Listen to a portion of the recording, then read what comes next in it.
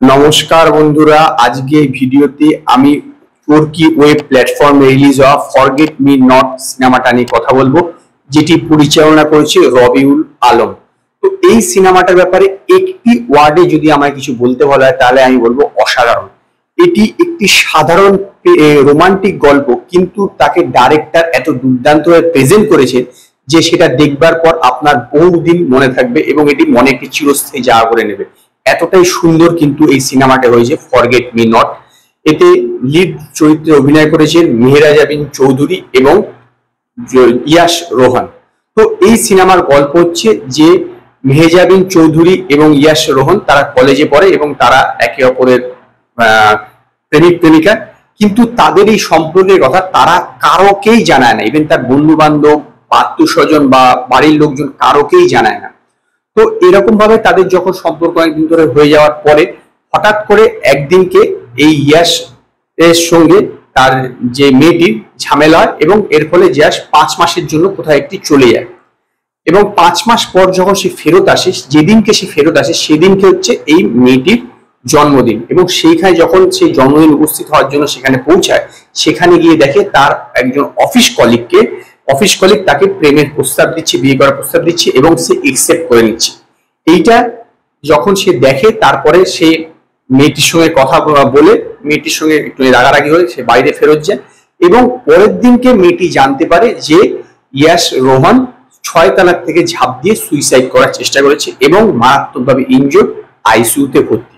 তো এবার সে যখন তার সঙ্গে দেখা করতে আইসিইউতে যায়, সেখানে গিয়ে তার মানে ইয়াশ রোহানের মার সঙ্গে দেখা। এরপরে এই যে দুই মহিলা মানে তার ইয়াশ রোহানের মা এবং এই মেহজাবিন চৌধুরী, এই দুইজনেই এটা দাবি করতে থাকে যে তাদের জন্যই এ আত্মহত্যা করেছে। আলটিমেটলি এর পরিণতিটা কি হয় এবং এরপরে কি হয় সেটি হচ্ছে এই সিনেমার গল্প। যেরকম আমি বললাম যে এই সিনেমার গল্পটা কিন্তু মারাত্মক কিছু নয়, কোনোরকম সাসপেন্স থ্রিলার বা অন্যান্য এরকম কিছু নেই। সিম্পল একটা রোমান্টিক গল্প যে আত্মহত্যা করার চেষ্টা করেছে এবং সে আইসিইউতে ভর্তি। এরপরে তার মা গিয়ে বলছে যে আমিও ছেলের সঙ্গে খারাপ ব্যবহার করেছিলাম, সেই জন্য আত্মহত্যা করেছে এবং এই গার্লফ্রেন্ডও ভাবছে যে আমি তার সঙ্গে খারাপ ব্যবহার করেছিলাম এবং এই কাজ করেছি বলে সে আত্মহত্যা করার চেষ্টা করেছে। এবং তার সময় সময় যখনই সে এই কথাগুলো ভাবছে তখনই তার পুরোনো দিনের জিনিসগুলো দেখানো হচ্ছে যে তাদের সঙ্গে প্রেমটি ইয়াশ রোহনের এবং মেহজাবিন চৌধুরীর যে রোমান্টিক দৃশ্যগুলো, সেই সময় দৃশ্যগুলো সত্যি খুব দুর্দান্তভাবে টেক করা হয়েছে এবং পিছনের বিজিএমটা এক কথায় দুর্দান্ত। তাদের দুজনের বডি ল্যাঙ্গুয়েজ খুব দুর্দান্ত, অন স্ক্রিন কেমিস্ট্রি তার দুজনের মধ্যে যথেষ্ট ভালো। এবং মেহজাবিন চৌধুরীর কথা আলাদাভাবে বলবো, সে যখন সে একটা মানে আত্মগ্লানিতে ভুগছে যে তার জন্য আত্মহত্যা করেছে এইটা হবে, সেই সময় যে তার রিয়াকশন এবং তার যে এই অ্যাক্টিং খুবই দুর্দান্ত হয়েছে। ওভারঅল এটি একটি ওয়াচেবল ফিল্ম এবং দেখে অবশ্যই যে কোনো মানুষেরই ভালো লাগবে, অন্তত আমার সেরকম বিশ্বাস।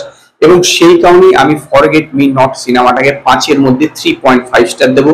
যদি আপনারা চরকিতে এই ফরগেট মি নট সিনেমাটা দেখে থাকেন তো আপনারা আমায় কমেন্টে জানাবেন আপনাদের এই সিনেমাটা কিরকম লেগেছে।